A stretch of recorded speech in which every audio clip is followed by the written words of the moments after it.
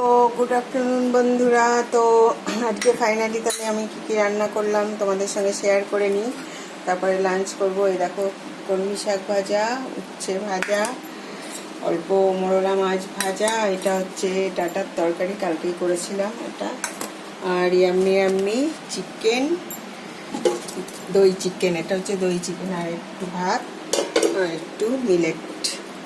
তো এই হচ্ছে আজকে আমার রান্না করেছি লাঞ্চে।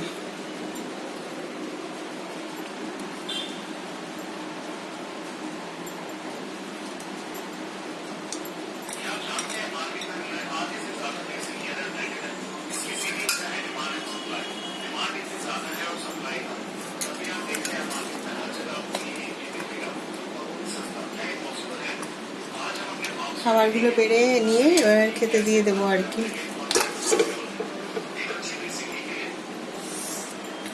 ওকে বন্ধুরা, তো খাবারগুলো রেডি করি, দিয়ে খেতে দিয়ে দেবো। তো তোমরাও তোমাদের লাঞ্চ এনজয় করো। টাটা।